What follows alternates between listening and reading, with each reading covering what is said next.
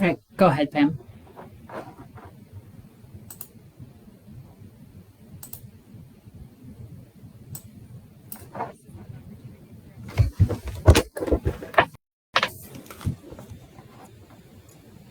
Solutions because we want to brainstorm ways that Farm Bureau can be part of the answer. So today we will be talking about energy.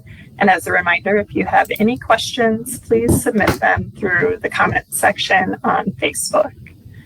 Today with us, we have Joe Miller with the Minnesota Rural Electric Association.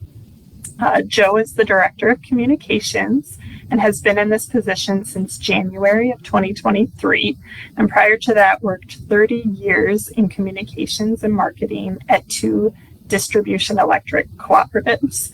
Joe and his team manage communications for the statewide association, seeking to tell the story about electric cooperatives to the media and other audiences.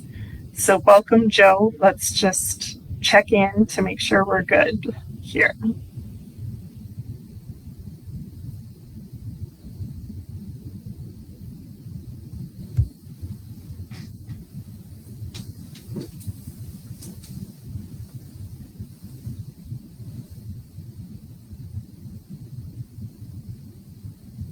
Right, I think we are good to go. Thank you, Joe, and welcome.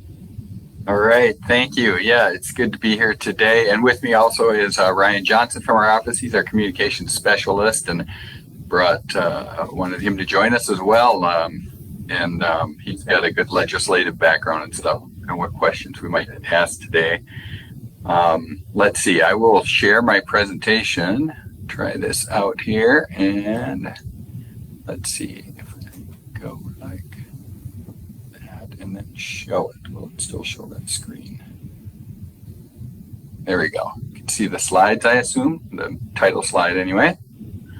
All right, good. Well, yeah, happy to be here with everybody. And I'm going to start with just a little bit about MREA and who we are.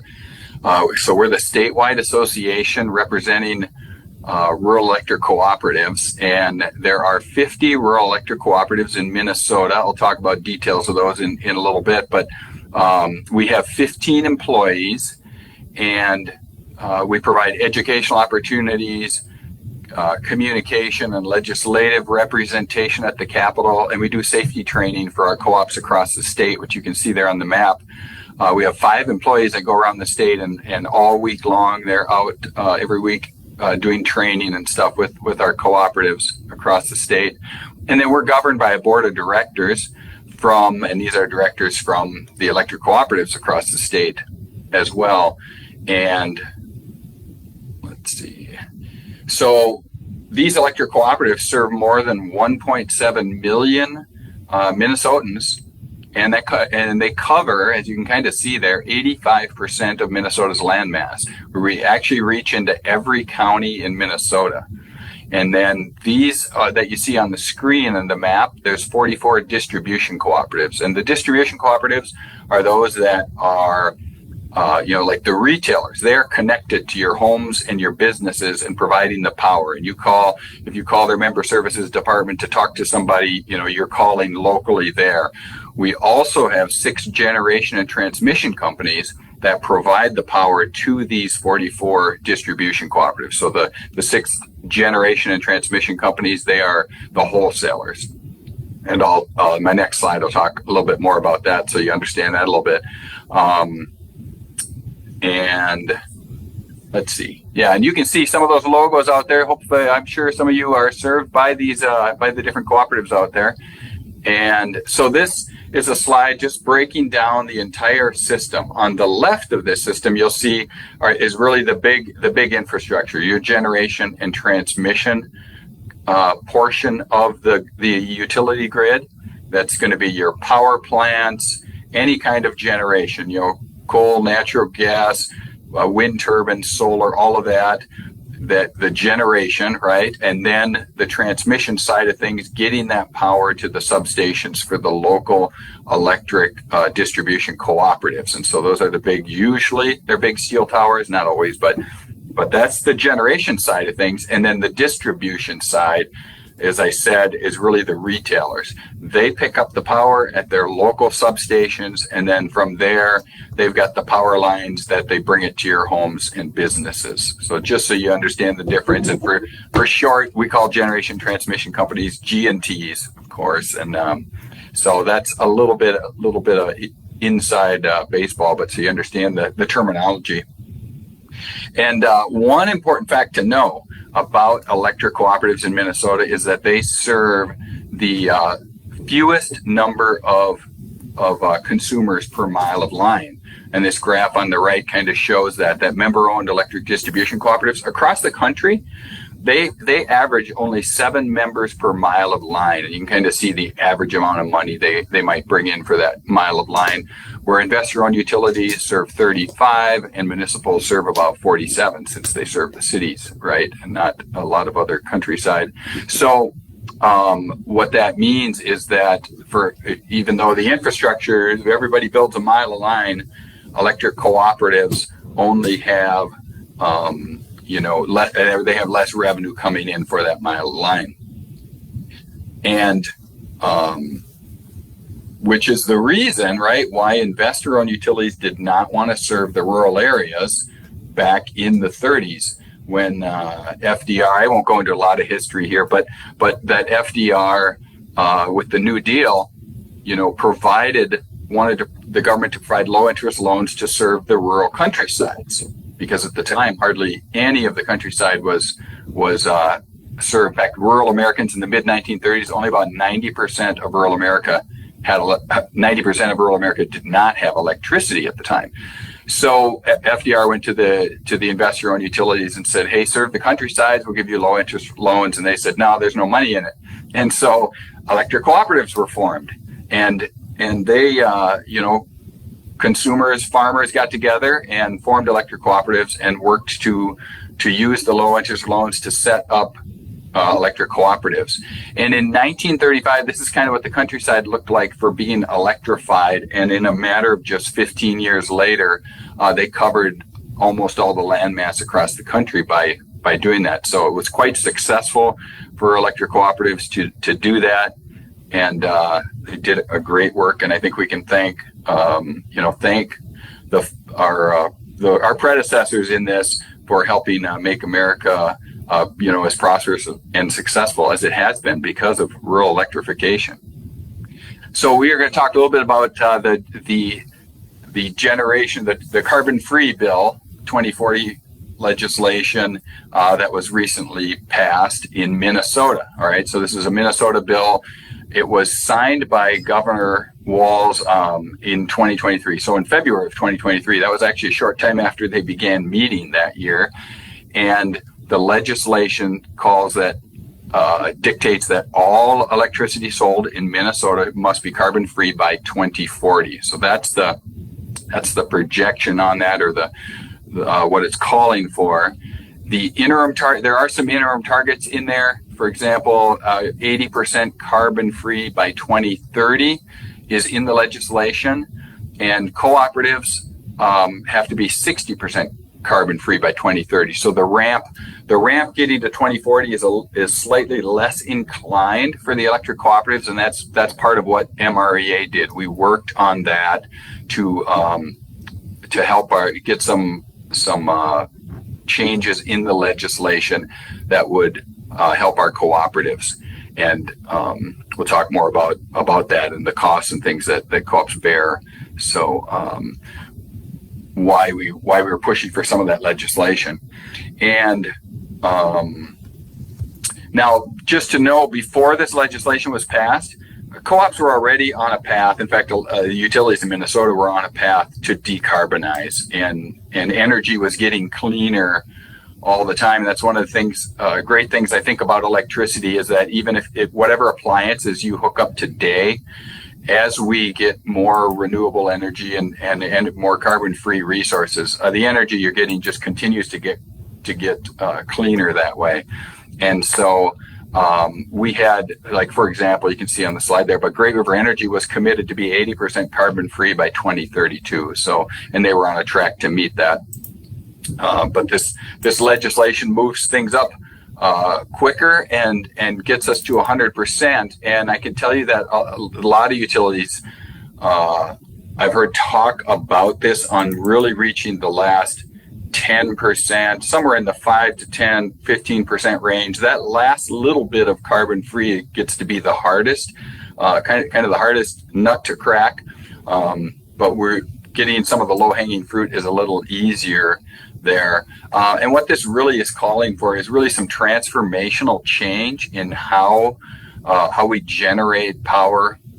And so even when they pass this, they herald the legislation as some of the most sweeping change in energy policy in Minnesota. So it's a significant change in what we had here. And one of the reasons, I mean, you can see here, this is electricity sales on this slide. This is a couple years old, but it's very similar right now. That coal is around 26%, natural gas around 21%. You can see that pretty much on the right side of this graph, all of that has to go away. So we're talking about 50% of our current energy resources will have to disappear in what is now less than 15 years. And I can tell you 15 years in the utility business is just an absolute blink of the eye. It's really fast. When it takes you a decade to plan and build things, it's coming along pretty quick. And you can see then wind and hydro and solar, what they occupy, and then nuclear, about 25% of it there. And nuclear is carbon free. So that is something that it would be available if we did not have a nuclear moratorium in the state. So right now we cannot build any new nuclear power plants right now in Minnesota because there is a moratorium. I'll talk more about that in a little bit.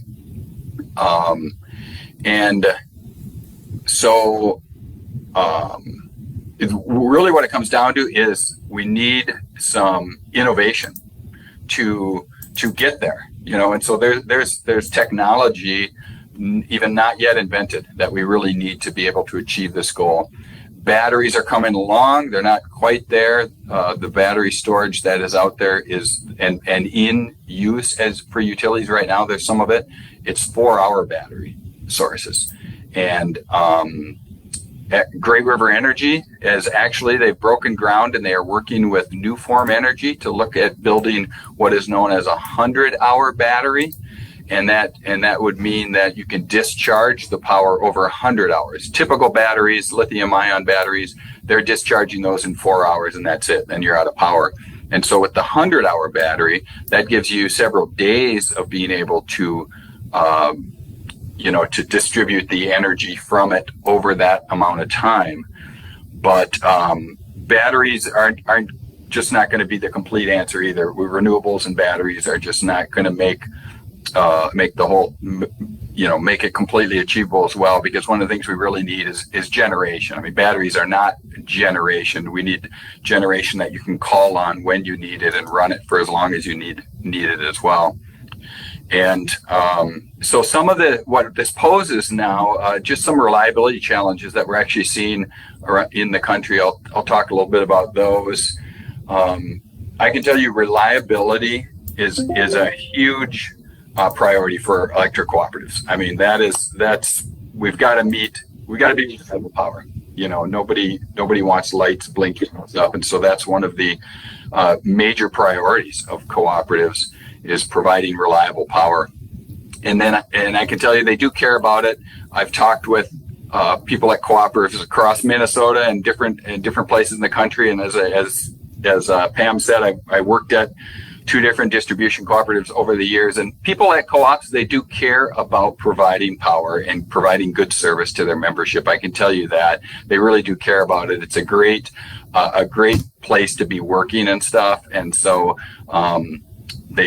they are concerned about it. And so the electricity, when it's produced, it's also consumed simultaneously, basically at the speed of light. So when somebody flips a light switch and turns on, or you start up a motor, there's a power plant somewhere that has to crank it up a little bit more and provide a little bit more power. And so It's the storage is coming along, as I talked about, but it's not quite there. Short-term storage is new and very expensive. And then long-term, like I said, it's just not proven yet. Great River Energy is working with Nuform on that battery, and that's going to be kind of the first of its kind test case to do a 100-hour, have a 100-hour battery. So we're still in the experimental stage on some of these things. And then gas and coal plants are those that they generate electricity so that you can output the energy when it's needed 24/7. As long as you have a fuel, you can continue putting out electricity. And we've seen across the country where they're starting to shut down some plants, and we have the experts, beyond just your utilities. And I'll show some of these slides that are really talking about shutting them down prematurely does pose reliability risks. And you can see on this slide the North American Electric Reliability Council, this is a May report they came out with. And I won't go, I'm not going to spend a lot of time explaining who NERC is, and then there's FERC, but there's different watchdog organizations over the utility industry in order to help keep it reliable in the country. And so these are the ones who are responsible for watching reliability, and they're starting to send some signals that we need to be listening to. And they say here that, and MISO, I'll just say MISO is this region, the transmission organization over Minnesota, as well as multi-state area in the central part of the country. And so MISO is what the utilities sell power into and buy power out of. And MISO is responsible for all the transmission in the region and also making sure things are reliable. So what NERC is saying is MISO is an elevated risk of operating reserve shortfalls during periods of high demand or low resource output. They also say, that it's driven by the decline in dispatchable generation. And that is, dispatchable generation is power plants you can call on. Okay, you can turn on a gas turbine and provide more power, and you can ramp up a coal plant to provide a little more power. You cannot do that with solar or wind. They're providing what they're providing, and you take what they produce. And so dispatchable generation, they say, is declining, and increasing share that's going to solar and wind is making it actually a little rougher to meet reliability. The next bullet down there just says that because of this, we've got less flexibility and more variability. So that's a warning from NERC. The MRO, which is an organization that is, as it says in its name, looking out for reliability in the country. And they talk about early retirement of dispatchable electricity generation creates potential energy shortfalls when replaced with variable weather dependent resources that may not be available when needed. So again, it's the shutting down of dispatchable plants. And so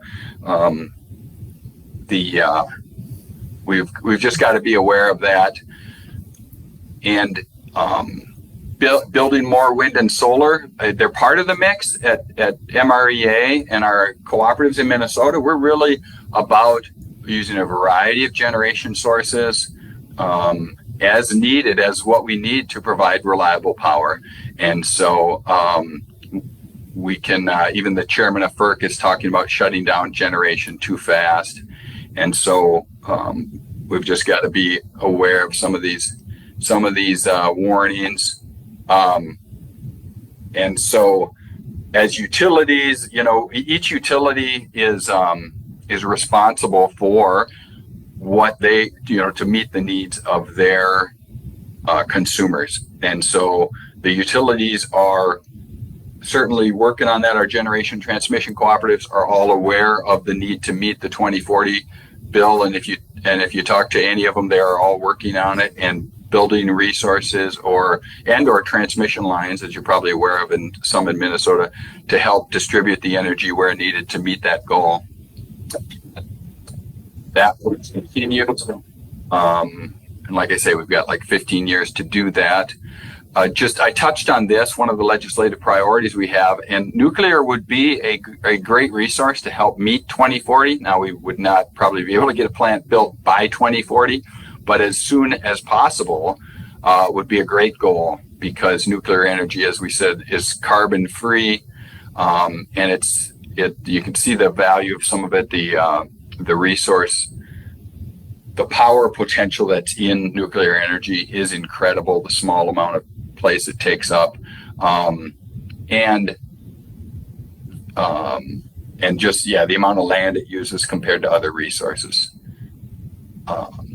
And so MREA, along with some others, have gotten together and formed what we call the Minnesota Nuclear Alliance, Nuclear Energy Alliance, and a lot of folks are in it. And thank you, Minnesota Farm Bureau is also part of it, so that's great. And we're looking to remove the moratorium on nuclear energy in Minnesota that's been around since about the 1970s. And one of the if it's removed, some people think, well, if it's removed, can somebody just come in and build a coal plant or a nuclear plant? No, they can't. I mean, they still would go through the permitting and the processing and all of that for building a plant. Removing the moratorium does not mean any utility can just jump up and build a plant.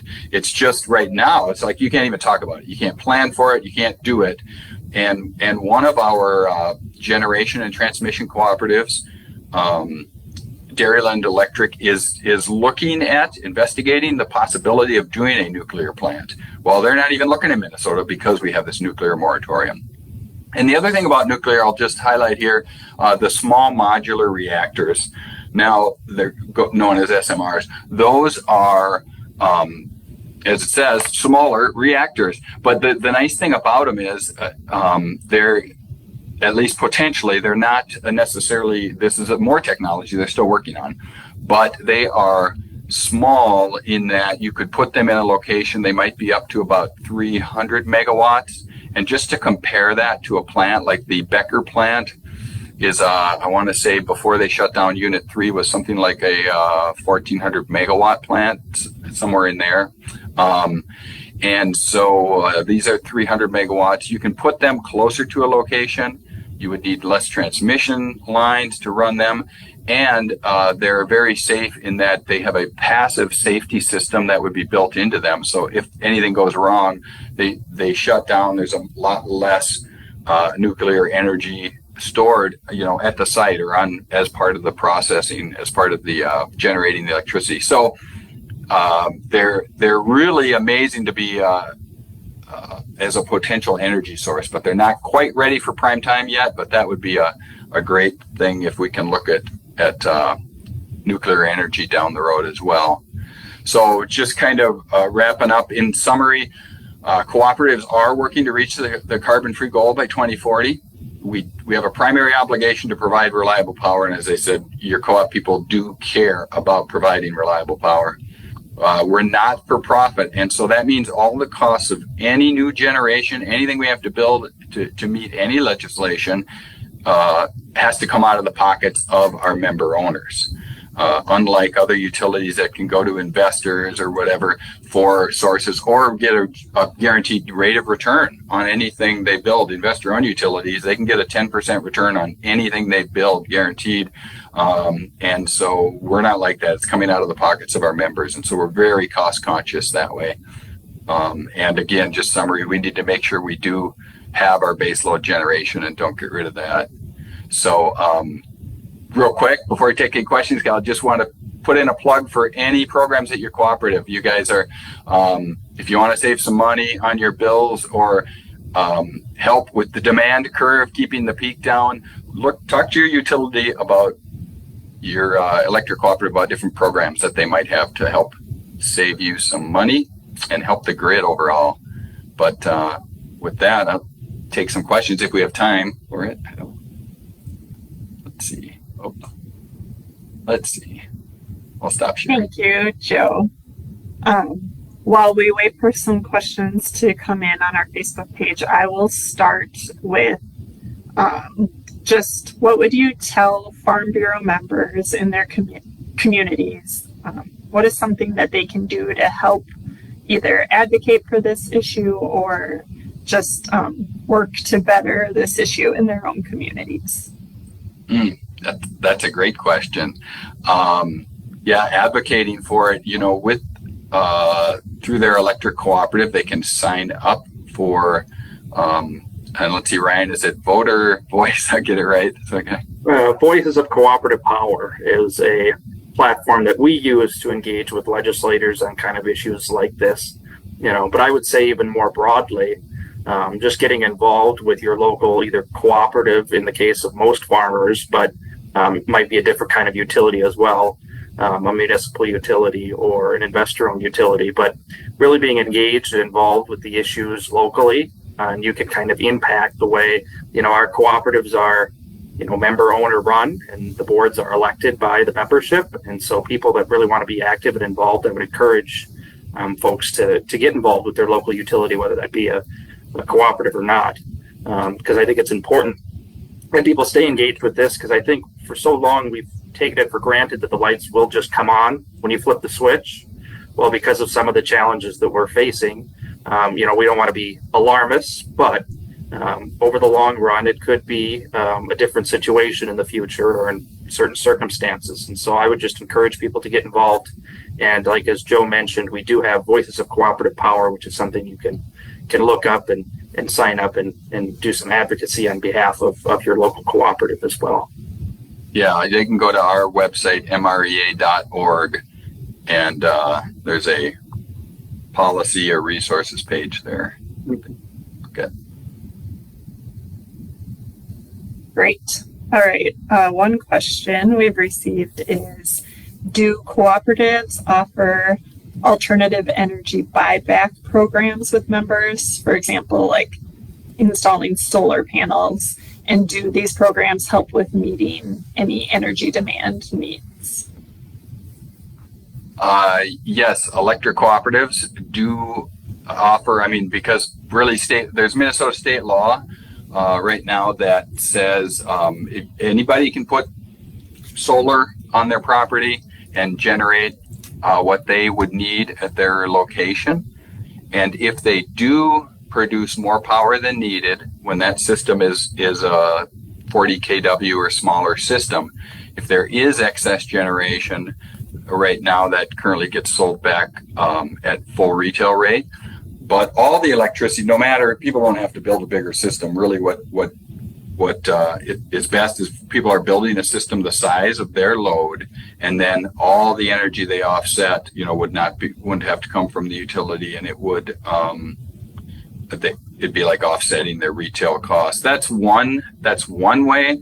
But really, what we're finding to meet a goal like this, where we're talking renewable energy, if we're building solar, if a utility is building solar, it's much more economical for a cooperative to build a larger size solar system. It's economies of scale. You're going to do a few kilowatts here and a few kilowatts there, or build a larger 1, 2, 3, 4 megawatt system. And many of Minnesota's distribution cooperatives have solar on their systems as well.